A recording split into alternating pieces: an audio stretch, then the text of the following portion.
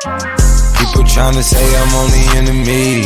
Got a code with my dogs, can't get in between. I can give them life, no more energy. Amen. Amen. Welcome in, everybody. We got Sunday night football today, coming after another Thursday night football cash. JJ, we've been chewing, and today we got the best game we could have asked for, especially me as a Lions fan. We got the Lions playing the Eagles at Philadelphia. JJ, I know you're not as excited as I am because you can't be, but how are you feeling? I'm feeling good. I think we're getting a great game here. I feel like it's going to be a shootout. I can't complain at all. I love it. Before we get into the slate, real quick, two things. One, like and subscribe if you're new. Make sure you're following so you don't miss out on the next parlay. Two, we have a website where you can research all your bets and various sports statistics. Right now it's focused on NFL, but you can scan that QR code at the bottom right and you get access to that site or DM one of us on Twitter. But let's get into today's slate. And we're going to start off with some touchdown analysis. And JJ, these two teams make it pretty easy. Once I share my screen, we can take a look at it. And one of the things everybody knows we love to do is look at opponent rushing touchdown percentage. It's unrealistic to think, outside of giant blowouts, which I don't think anybody's expecting this one to be, that teams won't score touchdowns, period. So where are those touchdowns being funneled to? Is it the pass or is it the rush? In this game, Detroit is allowing the 9th lowest rushing touchdown percentage. So you think most of the touchdowns are going to come through the air on the Philadelphia side, or at least against Detroit. The issue is this is Philadelphia. Not many people expect them to pass the ball, so that side gets a little bit murkier.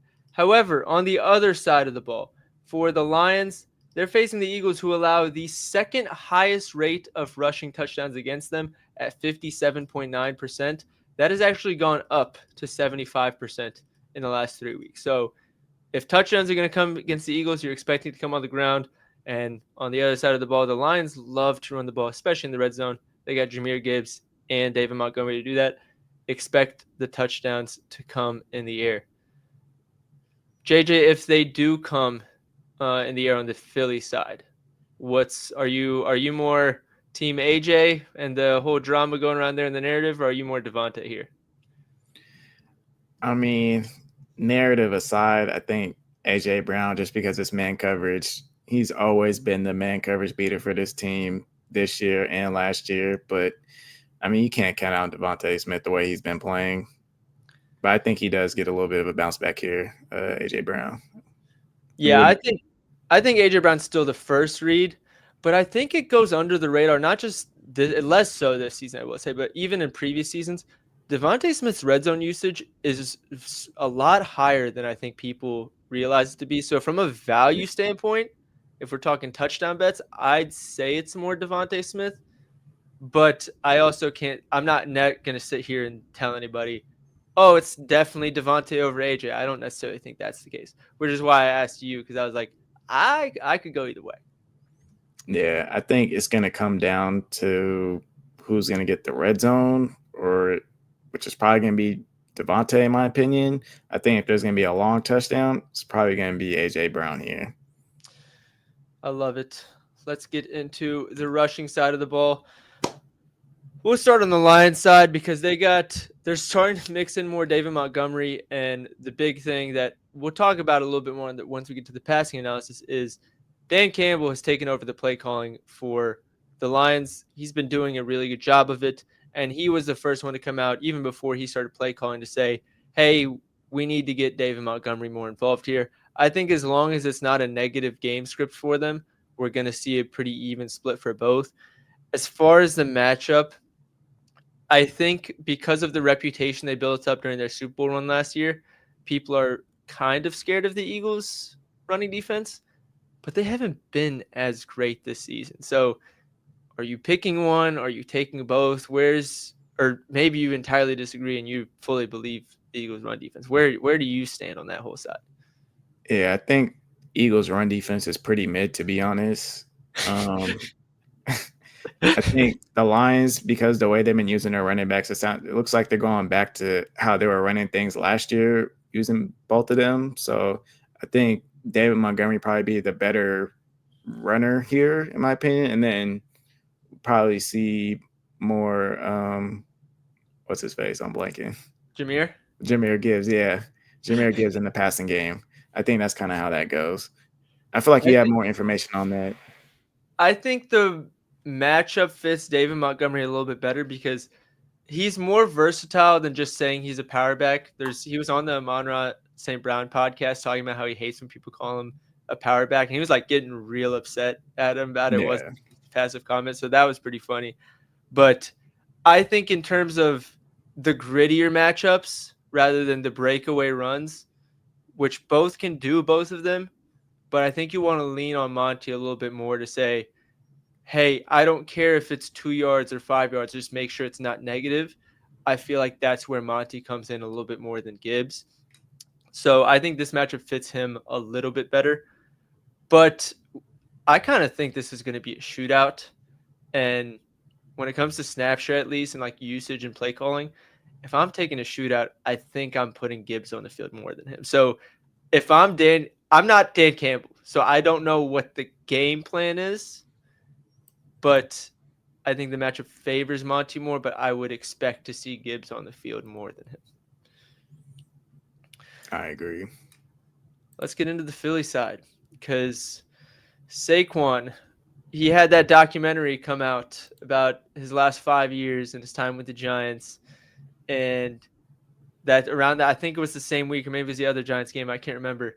That was his really only good game this year. Yeah. The Lions defense, the run defense, pretty solid if you ask me. I could be biased a little bit, but I think they're pretty solid. They love to stack the box. Yep. Is there any hope for Saquon right now? No, I don't think so. I mean, I've been seeing some things going around that he is an offensive line merchant. And I mean, so far that kind of has been true if you look at his past seasons.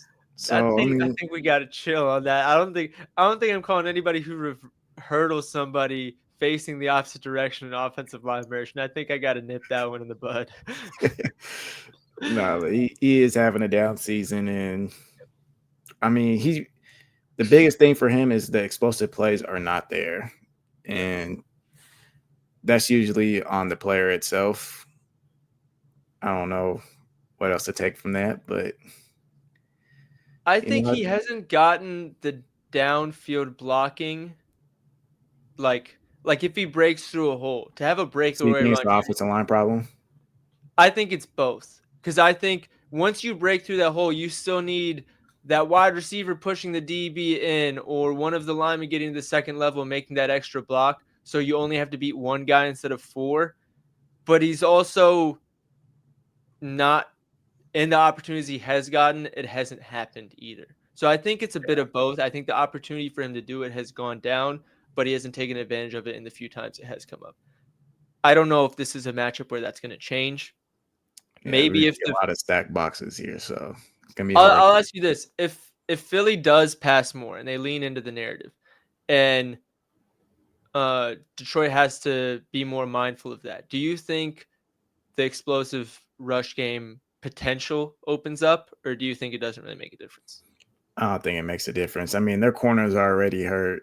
They've been hurt for a while, as you know. So if something were to change, it would have already changed by now going into this game, and I don't think that's going to change.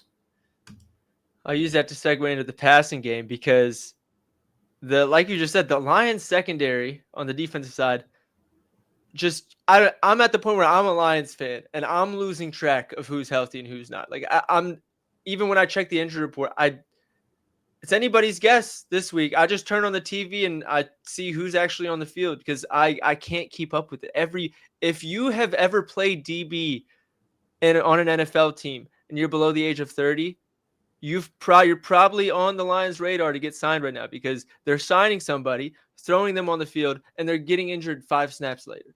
So Yep. Amik Robertson is like technically our cornerback 1 right now. Even he's still dealing with something. So I have no idea what the usage of the DBs are going to be like, who's actually healthy and who isn't, who's going to guard A.J. Brown and Devontae Smith, because we know they're going to play man coverage. The Lions love to play man coverage. But I also think they've, from an ecosystem standpoint, they've done better than you'd expect a battered secondary to do. Yeah.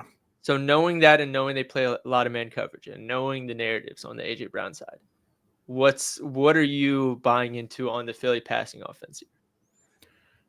I think you got to target your top two receivers here. I mean, historically, Jalen Hurts has played better against man coverage, and he's been one of the best in the league, I think, if I remember correctly, against man coverage. Well, it helps when the guys are wide open. Like Yeah. if you're playing man coverage, AJ Brown and Devonta Smith cook man coverage. There's not, whether they're on the Lions or any other team, nobody can defend those guys consistently in man coverage. So if a team Yeah. runs man coverage against the Eagles, there's somebody open. Jalen Hurts has to find. I'm not talking open like they're a step ahead on a cross. I'm talking open, like big gaping hole. So I'd surely hope Jalen Hurts is good against man coverage. Hey, he's better throw the ball to AJ Brown. But I guess what? Didn't they say he talked to the owner? He's not allowed to be on social media or like post about it no more, allegedly? What? Supposedly he told the owner he's going to stay off social media. Yeah. I'm sure that was not his decision. I'm sure that was him. He got to pull the KD route, go get the burners out. Well, he's not even like a tweet. He's just on like streams and Twitch. Yeah. It's like it could not be more open.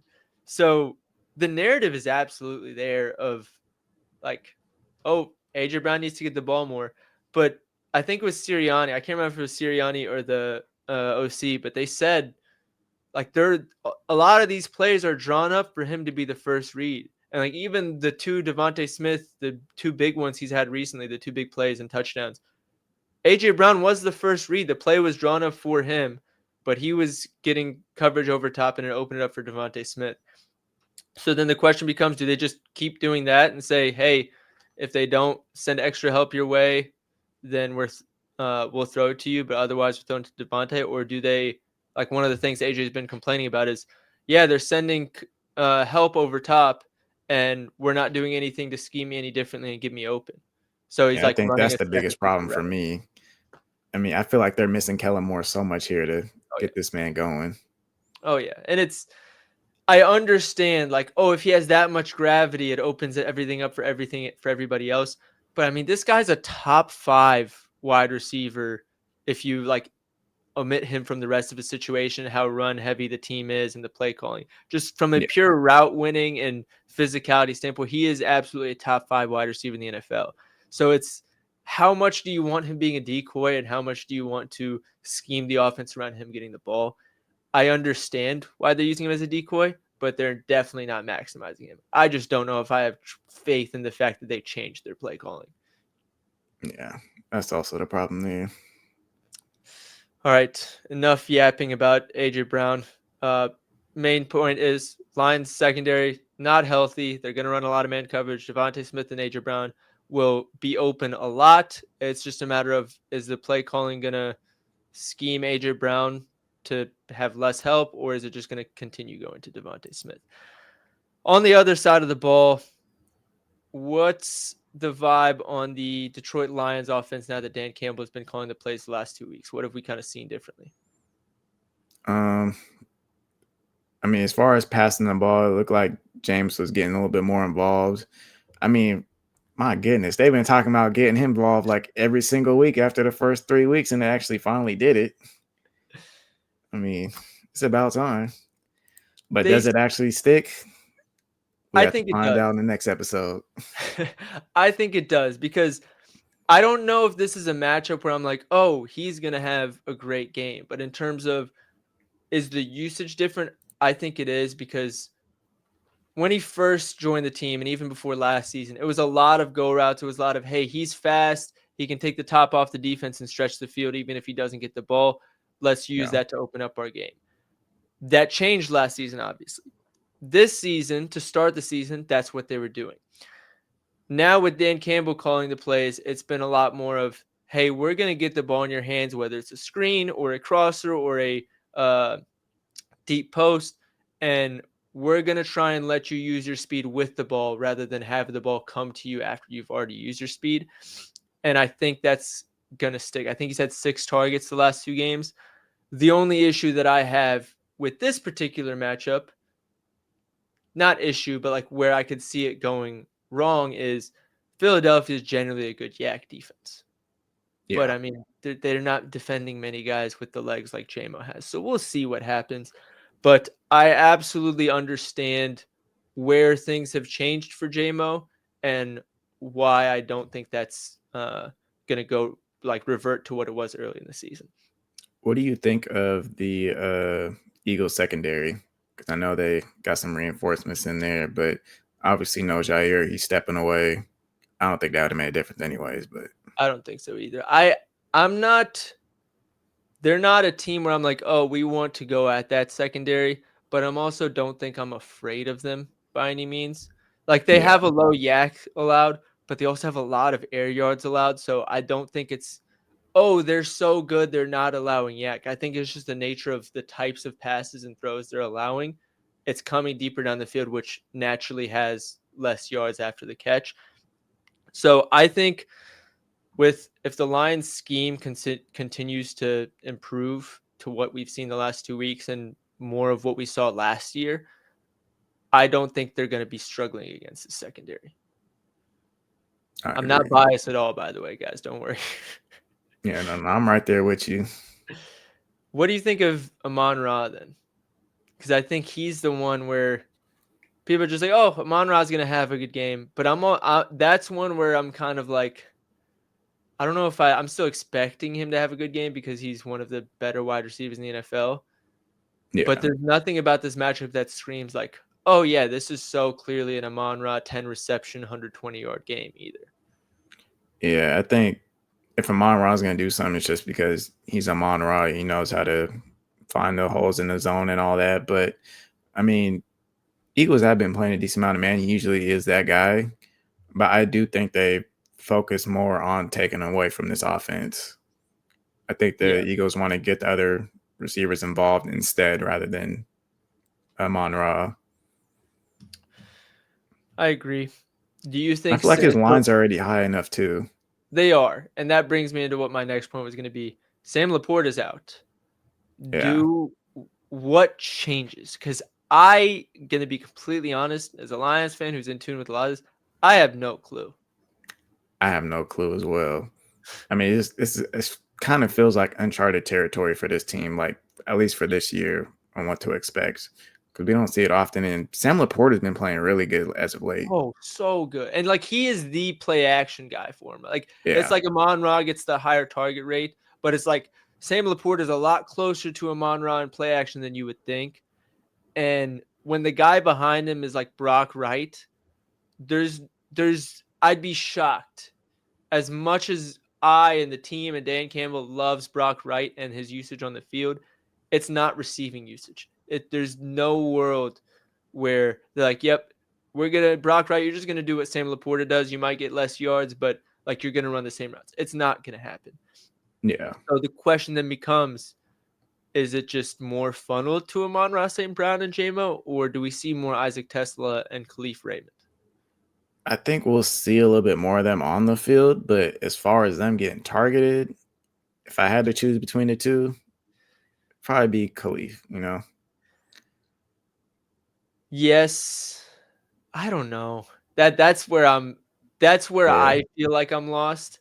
It's not like, oh, does Brock Wright do anything? Does he get more fun? It's more, I know these guys are going to be on the field more.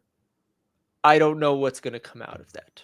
So we'll see. Something to keep an eye on. Potential live bet opportunity. Potential ladder too, just for Amon-Ra, because he is the next man up for play action, and this Philly play action defense is not very good. So they could be limiting him, could be taking him out with their defensive game plan, but he could also just go absolutely crazy. And with his lines being where they are, I think you're better off just sprinkling on like 100 plus or something like that instead.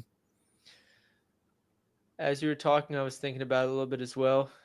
I think I'm starting to lean more the Isaac Tesla route because they did draft him. They did hype him up through the preseason.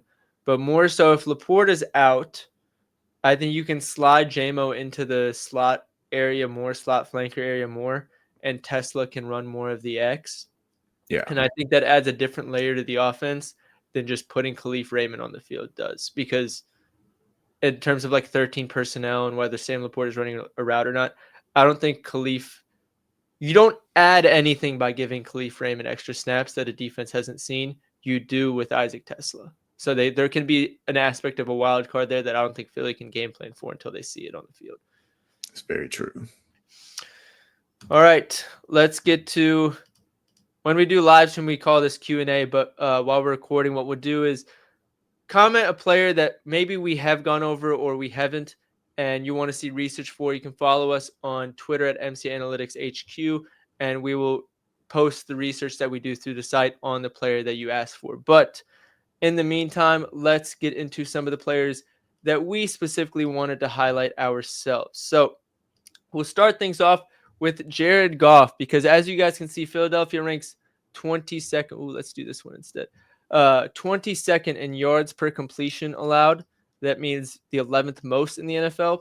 When he faced a team that is above average in yards per completion allowed, he's over in 4 of 5 games with 284 or more yards in 3 of 4 games. His line is set at 241.5. So the only game he missed by a yard against Tampa Bay.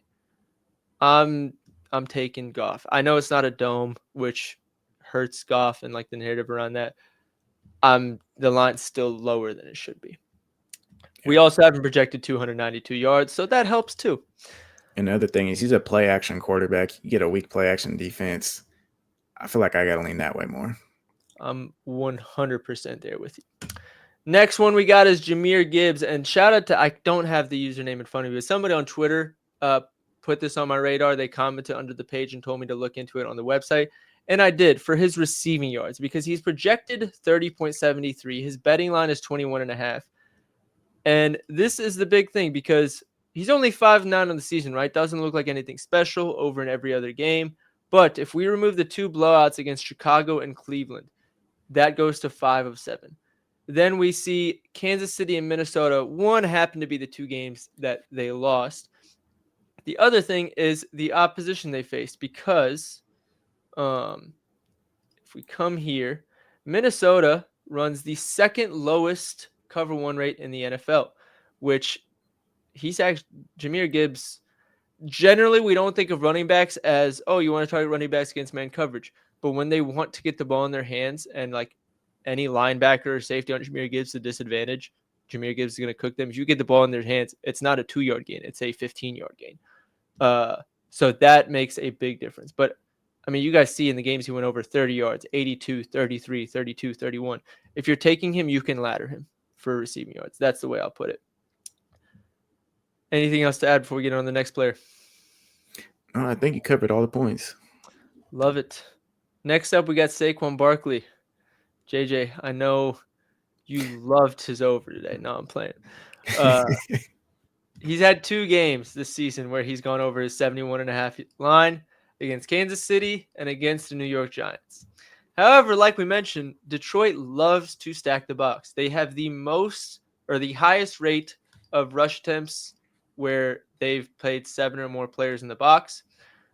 In the 2 games where Saquon went over, one of them was against the Giants. Throw that one away. Revenge narrative. I don't really care what the stats are.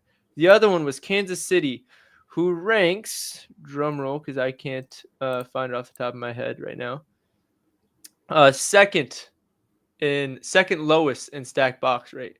So remove them out of the mix. Why isn't this working? There we go. You guys can see there's a lot of red here. You can go ahead and take that Saquon under with confidence. We also have him projected. We have projected 74.83. So we're going against our projections here. Don't really care. Next up, A.J. Brown, the man, the myth, the legend, the diva. He does really well against man coverage, and usually that's cover 1. If we look at his 50, I think he's 59.5 receiving yards. This is 2024, and I'll get to 2025 in a second. When he faced a team that runs a lot of cover 1, like the Lions do, 3rd most in the league right now, he's over this line in every game. 7 of 7 games, averaging 91.29 yards. This man cooks man coverage. Lions play a lot of man coverage. Let's go to 2025. Once it's loads, that would be super helpful. I apologize, guys. Get there one day. Yeah, we'll get there one day. We'll come back to that after I look at JMO, because he is in a similar scenario where we talked about his usage changing. He's had 64 and 70 air yards the last 2 games. And if we look at games with at least 60 air yards last season, he was over in 6 of 11 games. If we filter for teams that allow a lot of air yards, which Philly ranks 3rd most in air yards per game allowed, he's over this line a lot. And when he goes over, he soars over. So I think the line is 53.5 on FanDuel right before we record this. So he's over this line in 6 of 8 games when he faced an above average air yards matchup. And one of the misses was against Houston, which that was the game where Goff threw like 3 interceptions to start the game. And one of them was against Arizona. I have no idea what happened there. We can I don't want to say throw it away, but it's a weird one. And this is regular season only. But he was averaging 82.5. Like, when he was going over, we're talking 79, 115, 143, 121. He was soaring over. Let's go back to A.J. Brown, because I'm going to have to switch JMO to 2025 here while that's loading. So, A.J. Brown this season against cover 1. It's not as great, but he also hasn't faced a lot of high cover 1 matchups. The only 2 above average matchups he's had was Denver, who has Patrick Surtain. That's a bad matchup for him. I don't care if it's man coverage. That's a bad matchup.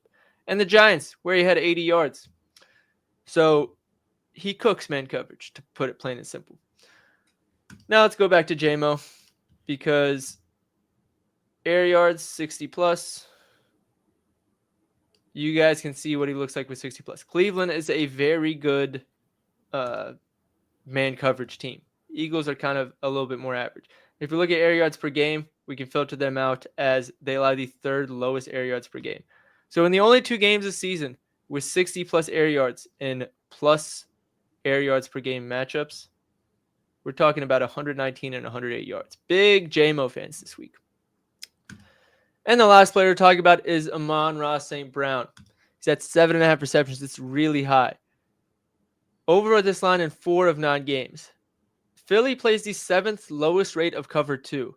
If we filter out the teams that play a lot of cover 2 in the NFL, Amon-Ra is under in 4 of 4 games. The line's a high line. Sam Laporta probably affects it, but still. But that's all the players we wanted to highlight. Like we said, if you have any others you want us to check out, just type their name in the comments along with the prop you want us to look at, and follow us on Twitter, because that's where we'll post the research for it.